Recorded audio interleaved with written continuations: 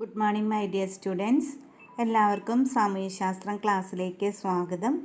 നമ്മൾ പുതിയൊരു അധ്യായം ആണ് പഠിക്കുന്നത്, 10ാമത്തെ അധ്യായം, ജനാധിപത്യവും അവകാശങ്ങളും. അപ്പോൾ നമ്മളിതിൽ ജനാധിപത്യത്തെക്കുറിച്ചും നമ്മുടെ അവകാശങ്ങളെക്കുറിച്ചുമാണ് നമ്മൾ പഠിക്കുന്നത്. ആദ്യത്തെ പേജിൽ നെൽസൺ മണ്ടേല പറയുന്ന വാചകങ്ങളാണ് നമ്മൾ കേൾക്കുന്നത്. രാജ്യത്തെ എല്ലാ മേൽക്കോയ്മകൾക്കും എതിരായിട്ടാണ് ഞാൻ പറയുകയും പ്രവർത്തിക്കുകയും ചെയ്തിട്ടുള്ളത്. സ്വാതന്ത്ര്യവും ജനാധിപത്യവും സഹവർത്തിത്വവും സമത്വവുമുള്ള ഒരു രാഷ്ട്രത്തിന് വേണ്ടിയാണ് ഞാൻ പടവെട്ടുന്നത്. ഇത് നേടിയെടുക്കുകയാണ് എൻ്റെ ലക്ഷ്യം. ജനാധിപത്യ വ്യവസ്ഥയിൽ നിങ്ങളും ഞങ്ങളും തുല്യരാവും. അപ്പോൾ ഇവിടെ എല്ലാവരും തുല്യരായി പരിഗണിക്കുന്ന ജനാധിപത്യ വ്യവസ്ഥയാണ് അദ്ദേഹം സ്വപ്നം കണ്ടത്. അപ്പോൾ ജനാധിപത്യം എന്താണെന്ന് നമ്മൾ കഴിഞ്ഞ ക്ലാസ്സുകളിൽ പഠിച്ചിട്ടുണ്ട്. ജനങ്ങളാൽ ജനങ്ങൾക്ക് വേണ്ടി ജനങ്ങളിൽ നിന്ന് തിരഞ്ഞെടുക്കപ്പെടുന്ന വ്യക്തികൾ നമ്മളെ ഭരിക്കുന്നതിനെയാണ് ജനാധിപത്യം എന്നതുകൊണ്ട് ഉദ്ദേശിക്കുന്നത്. അപ്പോൾ നമുക്കറിയാം ജനാധിപത്യ പ്രക്ഷോഭങ്ങൾ കുറേ ഉണ്ടായിട്ടുണ്ട്. അതിലൊരു ഉദാഹരണമാണ് ഇന്ത്യയുടെ സ്വാതന്ത്ര്യ സമരം, അതുപോലെ തന്നെ ഫ്രഞ്ച് സ്വാതന്ത്ര്യ സമരം, അമേരിക്കൻ സ്വാതന്ത്ര്യ സമരം. ഇതൊക്കെ ജനാധിപത്യത്തിന് വേണ്ടിയുള്ള സ്വാതന്ത്ര്യ സമരങ്ങളാണ്. അപ്പോൾ എന്താണ് ജനാധിപത്യ ഗവൺമെൻറ്റുകളുടെ സവിശേഷത എന്നാണ് അടുത്തതായിട്ട് നമ്മൾ നോക്കാൻ പോകുന്നത്. അപ്പോൾ അടുത്തതായിട്ട് നമ്മളൊരു പട്ടികയിൽ ഗവൺമെൻറ്റിൻ്റെ രൂപങ്ങൾ, ഓരോ രാജ്യത്തിലുള്ള ഗവൺമെൻറ് രൂപങ്ങളാണ് കൊടുത്തിട്ടുള്ളത്. ഭൂട്ടാനിലെ ഭരണഘടനാപരമായ രാജവാഴ്ച, രാജാക്കന്മാരാണ് അവിടെ ഭരിക്കുന്നത്. ഇന്ത്യയിൽ ജനാധിപത്യ ഭരണമാണ്. ബ്രുണൈ സുൽത്താൻ ഭരണമാണ്. മ്യാൻമാർ പട്ടാള ഭരണമാണ്. അപ്പം ഇതിൽ നിന്ന് നിങ്ങൾക്ക് മനസ്സിലായിട്ടുണ്ടാവും ഓരോ രാജ്യങ്ങളിലും വ്യത്യസ്തമായ ഭരണമാണ് നിലവിലുള്ളത്. അപ്പോൾ ജനാധിപത്യ ഭരണമുണ്ട്, അതുപോലെ തന്നെ രാജ്യഭരണം, പട്ടാള ഭരണമൊക്കെ ഉണ്ട്. അപ്പോൾ ജനാധിപത്യ ഭരണം ഒഴിച്ച് ബാക്കിയുള്ള ഭരണങ്ങൾ ജനാധിപത്യേതര ഭരണം എന്നാണ് നമ്മൾ പറയുന്നത്. അപ്പോൾ ഒരു വ്യക്തിയോ ഒന്നിലധികം വ്യക്തികളോ സ്വന്തം ഇഷ്ടാനുസരണം നടത്തുന്ന ഭരണക്രമമാണ് ജനാധിപത്യേതര ഭരണവ്യവസ്ഥ. മറ്റേത് ജനങ്ങളിൽ നിന്ന് ജനങ്ങളുടെ പ്രതിനിധികൾ തന്നെയാണ് ജനാധിപത്യ വ്യവസ്ഥയിൽ നമ്മളെ ഭരിക്കുന്നത്. പക്ഷേ മറ്റേത് ഒരു വ്യക്തിയോ അല്ലെങ്കിൽ ഒന്നിലധികം വ്യക്തികളോ സ്വന്തം ഇഷ്ടപ്രകാരം നടത്തുന്ന ഒരു ഭരണക്രമമാണ് ജനാധിപത്യേതര ഭരണ വ്യവസ്ഥ എന്ന് പറയുന്നത്. ഇനി നമ്മൾ ഈ രണ്ട് ജനാധിപത്യ ഗവൺമെൻറ്റും ജനാധിപത്യേതര ഗവൺമെൻറ്റും തമ്മിലുള്ള വ്യത്യാസമാണ് നമ്മൾ ടേബിളിൽ പഠിക്കുന്നത്. അവർ തമ്മിലുള്ള താരതമ്യമാണ്. ആദ്യത്തേത് ജനാധിപത്യ ഗവൺമെൻറ് ജനങ്ങൾ തിരഞ്ഞെടുക്കുന്ന ജനപ്രതിനിധികളുടെ ഭരണമാണ്. അപ്പോൾ ഇപ്പം നമുക്കറിയാം, ഇപ്പം നമ്മുടെ ഭരണം ഇലക്ഷൻ നടന്നുകൊണ്ടിരിക്കുകയാണ്. അപ്പോൾ നമ്മളിൽ നിന്നുള്ള പ്രതിനിധികളെ നമ്മൾ തിരഞ്ഞെടുക്കുകയാണ് ചെയ്യുക.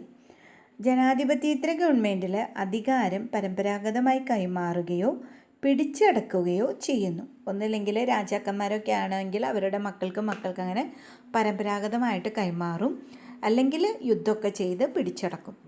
രണ്ടാമത്തേത് പോയിൻ്റ്, ജനങ്ങൾക്ക് അഭിപ്രായ സ്വാതന്ത്ര്യവും അവകാശങ്ങളും നിയമപരമായിട്ട് ഉറപ്പ് നൽകുന്നുണ്ട് ജനാധിപത്യ ഗവൺമെൻറ്റിൽ. പക്ഷേ ജനാധിപത്യേതര ഗവൺമെൻറ്റിൽ ജനങ്ങൾക്ക് അഭിപ്രായ സ്വാതന്ത്ര്യവും അവകാശങ്ങളും പരിമിതമാണ്. മൂന്നാമത്തെ പോയിൻ്റ്, ഭരണാധികാരികളും നിയമത്തിന് വിധേയരായാണ് പ്രവർത്തിക്കുന്നത്. ഏതിൽ? ജനാധിപത്യ ഗവൺമെൻറ്റിൽ. അപ്പം നമ്മുടെ ഗവൺമെൻറ്റിലൊക്കെ ഭരണാധികാരികൾ നിയമത്തിന് വിധേയരാണ്. പക്ഷേ ജനാധിപത്യേതര ഗവൺമെൻറ്റിൽ ഭരണാധികാരി നിയമത്തിന് അധീനനാണ്. അതായത് അവിടെ നിയമം തീരുമാനിക്കുന്നത് ഈ ഭരണാധികാരിയാണ്. അതാണ് വ്യത്യാസം. ഇനി ജനാധിപത്യ ഗവൺമെൻറ്റുകളുടെയും ജനാധിപത്യേതര ഗവൺമെൻറ്റുകളുടെയും സവിശേഷതകൾ നമ്മളിപ്പോൾ മനസ്സിലാക്കി.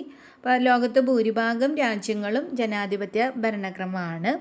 ഇനി ജനാധിപത്യ ഗവൺമെൻറ്റിൻ്റെ മേന്മകൾ എന്തൊക്കെയാണ്? ഒന്ന്, ജനാഭിലാഷം മാനിക്കുന്നു. ജനത്തിൻ്റെ ആഗ്രഹത്തിന് പ്രാധാന്യമുണ്ട്. വ്യക്തി സ്വാതന്ത്ര്യമുണ്ട്.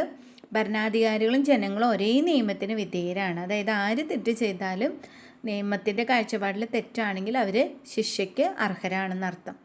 പിന്നെ ഭരണാധികാരികൾ ജനങ്ങളോട് കടപ്പെട്ടിരിക്കുന്നു. കാരണം ജനങ്ങളാണ് ഭരണാധികാരികളെ ജയിപ്പിക്കുന്നത്. അപ്പോൾ ഭരണാധികാരികൾക്ക് കടപ്പാട് മുഴുവൻ ജനങ്ങളോടാണ്. ഇനി നമ്മൾ കുറച്ച് ജനാധിപത്യ ഗവൺമെൻറ്റിൻ്റെയും ജനാധിപത്യേതര ഗവൺമെൻറ്റിൻ്റെയും ചില സവിശേഷതകൾ കൊടുത്തിട്ടുണ്ട്. അതിൽ ജനാധിപത്യ ഗവൺമെൻറ് ആണെങ്കിൽ ടിക്ക് മാർക്ക് കൊടുക്കണം, ജനാധിപത്യേതര ഗവൺമെൻറ് ആണെങ്കിൽ ഇൻറ്റു മാർക്ക് കൊടുക്കണം. ആദ്യത്തെ പോയിന്റ് നോക്കുക, കൃത്യമായ കാലപരിധിയിൽ തിരഞ്ഞെടുപ്പ് നടക്കുന്നു. അത് ജനാധിപത്യ ഗവൺമെൻറ് ആണ്, അപ്പോൾ ടിക്ക് കൊടുക്കുക. തലമുറകളായി കൈമാറുന്ന ഭരണം, അത് ജനാധിപത്യേതര ഭരണമാണ്, ഇൻറ്റു കൊടുക്കുക. മറ്റേത് ജനപ്രതിനിധികളുടെ ഭരണം, ടിക്ക് കൊടുക്കുക. മറ്റേത് പിന്നത്തെ പോയിന്റ് രാജാവിൻ്റെ, സുൽത്താൻ്റെ, പട്ടാള മേധാവിയുടെ ഭരണം, അപ്പോൾ ഇൻറ്റു കൊടുക്കുക. വ്യക്തി സ്വാതന്ത്ര്യം നിലനിൽക്കുന്നു, ടിക്ക് കൊടുക്കുക. കോടതികൾക്ക് നിയന്ത്രണം, ഇൻറ്റു ആണ്. ജന അഭിപ്രായം മാനിക്കുന്നു, ടിക്ക് കൊടുക്കുക. അപ്പോൾ ജനാധിപത്യ ഗവൺമെൻറ്റുകളുടെ പ്രത്യേകതകൾ നിങ്ങൾ മനസ്സിലാക്കി. ഇനി ഇതിൻ്റെ ഏറ്റവും വലിയ പ്രത്യേകത ജനാധിപത്യ ഗവൺമെൻറ് നമുക്ക് നൽകുന്ന അവകാശങ്ങളാണ്. അപ്പോൾ എന്തൊക്കെ അവകാശങ്ങളാണ് ജനാധിപത്യ ഗവൺമെൻറ് നൽകുന്നത് എന്നാണ് അടുത്തതായിട്ട് നമ്മൾ നോക്കുന്നത്. ഒരു അവകാശം ജീവിക്കാനുള്ള അവകാശമുണ്ട്, വിദ്യാഭ്യാസത്തിനുള്ള അവകാശമുണ്ട്, അഭിപ്രായ സ്വാതന്ത്ര്യമുണ്ട്, സംഘടനാ സ്വാതന്ത്ര്യമുണ്ട്. അടുത്തതായിട്ട് നമ്മളൊരു ബ്ലോഗ് കുറിപ്പാണ്.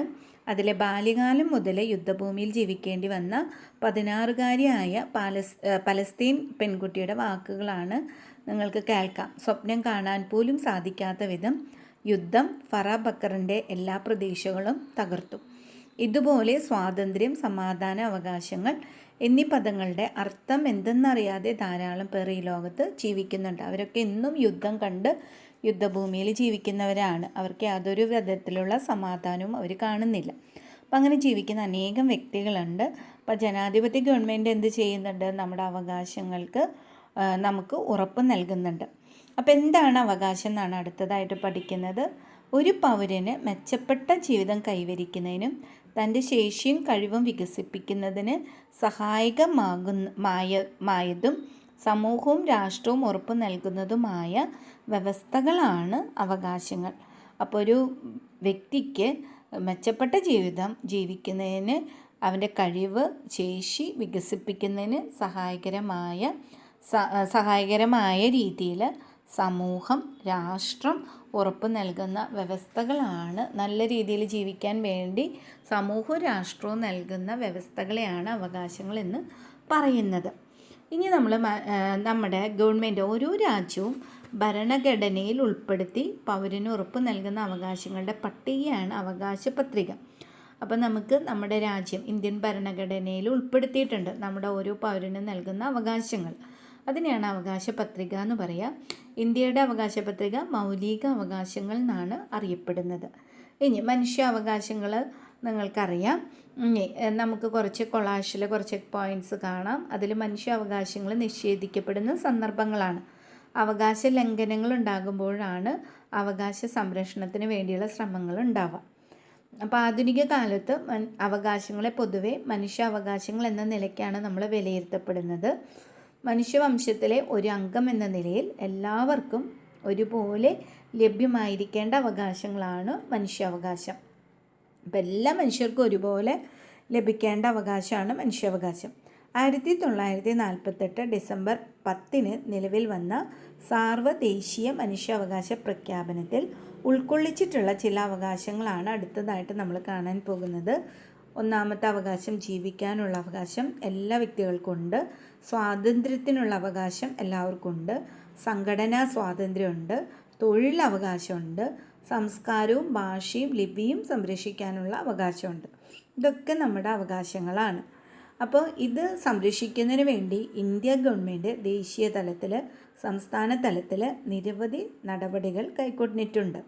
അവയിൽ പ്രധാനപ്പെട്ടതാണ് ദേശീയ മനുഷ്യാവകാശ കമ്മീഷൻ്റെയും സംസ്ഥാന മനുഷ്യാവകാശ കമ്മീഷനുകളുടെയും രൂപീകരണം. അപ്പം നമ്മുടെ മനുഷ്യാവകാശങ്ങൾ നിഷേധിക്കപ്പെടുകയാണെങ്കിൽ നമുക്കിവരെ സമീപിക്കാവുന്നതാണ്. ദേശീയ മനുഷ്യാവകാശ കമ്മീഷനെയും സംസ്ഥാനത്തെ മനുഷ്യാവകാശ കമ്മീഷനെയും നമുക്ക് സമീപിക്കാം. നമുക്കവിടെ കേസ് കൊടുക്കാം. നമ്മുടെ അവകാശങ്ങൾ നമുക്ക് നേടിയെടുക്കാം. അപ്പോൾ ദേശീയ മനുഷ്യാവകാശ കമ്മീഷൻ എന്താണെന്നാണ് അടുത്തതായിട്ട് പഠിക്കുന്നത്. മനുഷ്യാവകാശ സംരക്ഷണത്തിന് വേണ്ടി ദേശീയ തലത്തിൽ കൈക്കൊണ്ട പ്രധാന നടപടിയാണ് ദേശീയ മനുഷ്യാവകാശ കമ്മീഷൻ്റെ രൂപീകരണം. 1993 പാർലമെൻറ്റ് പാസാക്കിയ മനുഷ്യാവകാശ സംരക്ഷണ നിയമം അനുസരിച്ചാണ് കമ്മീഷന് രൂപം നൽകിയത്. ദേശീയ മനുഷ്യാവകാശ കമ്മീഷനിൽ ചെയർമാൻ ഉൾപ്പെടെ 5 അംഗങ്ങളുണ്ടാകും.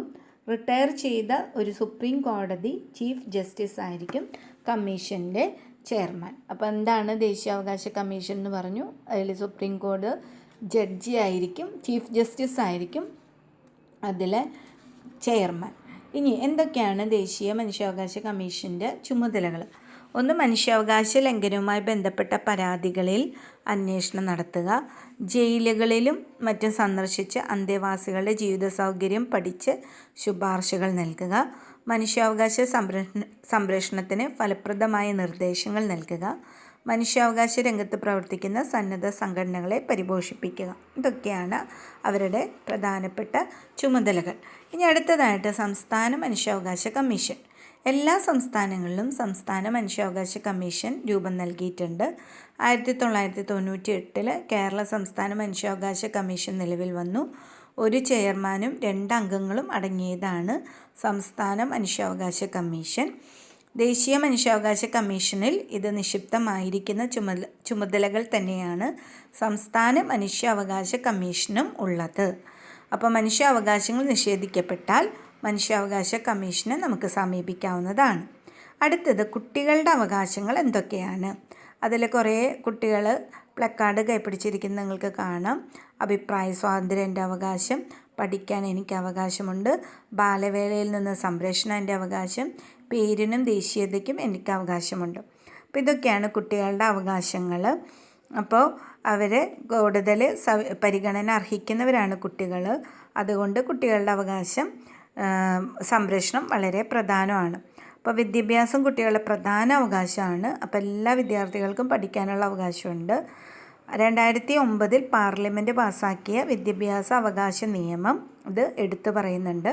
6 മുതൽ 14 വയസ്സ് വരെ പ്രായമുള്ള കുട്ടികൾക്ക് സൗജന്യവും നിർബന്ധിതവുമായ വിദ്യാഭ്യാസം ഉറപ്പു നൽകുന്നു. അപ്പോൾ 6 വയസ്സ് മുതൽ 14 വരെയുള്ള കുട്ടികൾക്ക് ഇന്ത്യയിൽ സൗജന്യവും നിർബന്ധിതവുമായ വിദ്യാഭ്യാസമാണ്.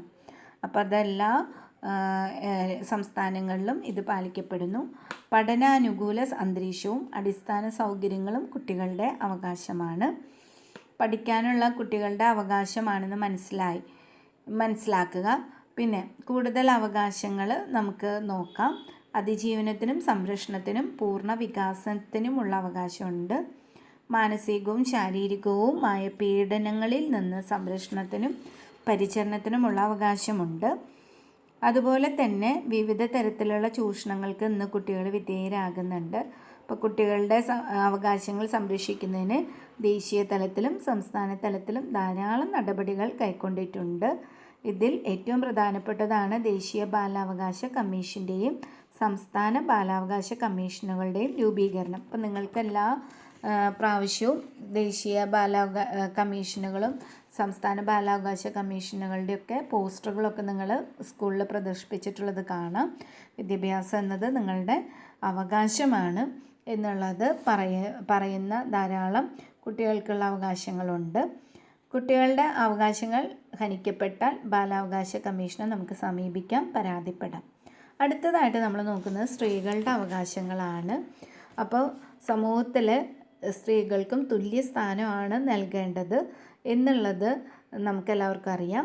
അപ്പോൾ സ്ത്രീകൾക്കെതിരായ വിവേചനം അവസാനിപ്പിക്കുന്നതിനും അവരുടെ ഉന്നമനത്തിനും വേണ്ടി 1979 സ്ത്രീ വിവേചന ഉന്മൂലന ഉടമ്പടി ഐക്യരാഷ്ട്രസഭ അംഗീകരിക്കുകയുണ്ടായി. സ്ത്രീകൾക്ക് വിവേചനം പാടില്ല. ഇനി അവർക്ക് പ്രത്യേക അവകാശങ്ങൾ നൽകിയിട്ടുണ്ട്. അതൊക്കെയാണ് അടുത്തതായിട്ട് നമ്മൾ നോക്കുന്നത്. തുല്യ ജോലിക്ക് തുല്യ വേതനം, രാഷ്ട്രീയ സാമ്പത്തിക സാമൂഹ്യ മേഖലകളിൽ തുല്യ പരിഗണന, സ്കോളർഷിപ്പുകൾ പഠന സഹായങ്ങൾ എന്നിവ ഉപയോഗപ്പെടുത്തുന്നതിൽ തുല്യ അവസരം. അപ്പോൾ എല്ലാ നിലയിലും പുരുഷന് തുല്യമായ പരിഗണന സ്ത്രീയുടെ അവകാശമാണ്. അപ്പോൾ ഒരേ ജോലിയാണ് ചെയ്യുന്നതെങ്കിൽ സ്ത്രീ ആയാലും പുരുഷനായാലും ഒരേ വേതനമാണ് നൽകേണ്ടത്. എല്ലാ കാര്യങ്ങളിലും, രാഷ്ട്രീയ കാര്യങ്ങളിലും സാമ്പത്തിക കാര്യങ്ങളിലും സാമൂഹിക കാര്യങ്ങളിലും തുല്യ പരിഗണനയാണ് കൊടുക്കേണ്ടത്. അതുപോലെ സ്കോളർഷിപ്പ്, പഠന സഹായം, പഠന അവസരങ്ങളിലൊക്കെ എല്ലാ സ്ത്രീക്കും പുരുഷനും ഒരേ അവകാശമാണ്, ഒരേ അവസരമാണ്. അതുപോലെ തന്നെ ദേശീയ തലത്തിൽ ദേശീയ വനിതാ കമ്മീഷനും സംസ്ഥാന തലത്തിൽ സംസ്ഥാന വനിതാ കമ്മീഷനും പ്രവർത്തിക്കുന്നുണ്ട്. സ്ത്രീകൾക്കെതിരായ അതിക്രമങ്ങൾ, അവകാശ നിഷേധങ്ങൾ എന്നിവയുമായി ബന്ധപ്പെട്ട പരാതികൾ കമ്മീഷന് സമർപ്പിക്കാവുന്നതാണ്. പരാതികൾ അന്വേഷിച്ച് ആവശ്യമായ നടപടികൾ കമ്മീഷൻ കൈക്കൊള്ളുന്നതാണ്. അപ്പോൾ നമ്മൾ സ്ത്രീകൾ ആവശ്യമില്ലാതെ ചൂഷണത്തിന് ഇരയാകപ്പെടുക, അക്രമങ്ങൾക്ക് ഇരയാകപ്പെടുക ഒക്കെ ചെയ്യുമ്പോൾ നമുക്ക് വനിതാ കമ്മീഷന് പരാതി നൽകാവുന്നതാണ്. ഇനി അവകാശങ്ങളിലൊപ്പം തന്നെ നമുക്ക് കടമകളും ഉണ്ട്. അപ്പോൾ ഓരോ അവകാശത്തിനും അതിൻ്റേതായ കടമകളും നമുക്ക് നിർവഹിക്കാനുണ്ട്. അപ്പോൾ അത് ഏതൊക്കെയാണ് എന്ന് നമുക്ക് അടുത്ത പേജിൽ നമുക്ക് നോക്കാം. എന്താണ് നമ്മുടെ അവകാശം, എന്താണ് നമ്മുടെ കടമ. സ്വാതന്ത്ര്യം നമ്മുടെ അവകാശമാണ്, അതിൻ്റെ ഒപ്പം നമ്മളുടെ കടമയാണ് ഞാൻ അനുഭവിക്കുന്ന സ്വാതന്ത്ര്യം മറ്റുള്ളവർക്ക് നൽകുക എന്നുള്ളത് നമ്മുടെ കടമയാണ്. ഇനി നമ്മുടെ ഒരു അവകാശമാണ് കുട്ടി എന്ന നിലയിൽ സംരക്ഷണം നമ്മുടെ അവകാശമാണ്. പക്ഷേ എന്നെ സംരക്ഷിക്കുക മാതാപിതാക്കളുടെ കടമയാണ്. അപ്പോൾ കുട്ടികളെ സംരക്ഷിക്കേണ്ടത് ആരുടെ കടമയാണ്? മാതാപിതാക്കളുടെ കടമയാണ്. ഇനി വാർദ്ധക്യത്തിൽ സംരക്ഷണം മാതാപിതാക്കളുടെ അവകാശമാണ്. അപ്പോൾ വൃദ്ധരായ മാതാപിതാക്കളുടെ അവകാശമാണ് അവരെ സംരക്ഷിക്കപ്പെടുക എന്നുള്ളത്. അപ്പോൾ വാർദ്ധക്യത്തിൽ മാതാപിതാക്കളെ സംരക്ഷിക്കുക എന്നത് എൻ്റെ കടമയാണ്. അപ്പോൾ കുട്ടികളുടെ കടമയാണ് വയസ്സായ മാതാപിതാക്കളെ സംരക്ഷിക്കുക എന്നത്. ഇനി വിദ്യാഭ്യാസവും അതിനുള്ള അടിസ്ഥാന സൗകര്യം എൻ്റെ അവകാശമാണ്. അപ്പോൾ നമുക്ക് വിദ്യ അഭ്യസിക്കാനും അതിനുള്ള അടിസ്ഥാന സൗകര്യങ്ങളും നമ്മുടെ അവകാശമാണ്. പക്ഷേ അതിൻ്റെ ഒപ്പം തന്നെ നമ്മുടെ കടമയാണ് സ്കൂളിലെ നിയമങ്ങൾ അനുസരിക്കുക എന്നത്. ഇനി അവകാശങ്ങൾ നിഷേധിക്കപ്പെട്ടാൽ അത് പരിഹരിച്ച് കിട്ടാൻ നമുക്ക് അവകാശമുണ്ട്. അതിനു വേണ്ടിയിട്ടാണ് നമ്മൾ കമ്മീഷനുകളെ സമീപിക്കുന്നത്. അതിൻ്റെ ഒപ്പം തന്നെ നമ്മൾ മനസ്സിലാക്കേണ്ട വേറൊരു കാര്യം, നമ്മുടെ രാഷ്ട്ര സേവനവും സമൂഹ സേവനവും എൻ്റെ കടമയാണ്. അപ്പോൾ അതിൻ്റെ ഒപ്പം തന്നെ നമ്മുടെ രാഷ്ട്രത്തെ സേവിക്കണം, സമൂഹത്തെ സേവിക്കണം. ഇതൊക്കെ നമ്മുടെ കടമകളാണ്. അപ്പോൾ അവകാശങ്ങളുടെ ഒപ്പം നമുക്ക് കടമകളുണ്ട്. നമ്മുടെ അവകാശങ്ങൾ എന്തൊക്കെയാണ്? കുട്ടികളുടെ അവകാശം, സ്ത്രീകളുടെ അവകാശം, ഇത് മനുഷ്യാവകാശം, ഇതൊക്കെ നമ്മൾ പഠിച്ചു മനസ്സിലാക്കി. അതുപോലെ ഗവൺമെൻറ് എന്താണെന്ന് മനസ്സിലാക്കി. അതെല്ലാതുമാണ് ഈ ചാപ്റ്ററിൽ നിങ്ങളെ പഠിപ്പിക്കുന്നത്. അപ്പോൾ നന്നായി തന്നെ പാഠം വായിച്ച് മനസ്സിലാക്കണം, ചോദ്യ ഉത്തരങ്ങൾ പഠിക്കണം. Okay, thank you.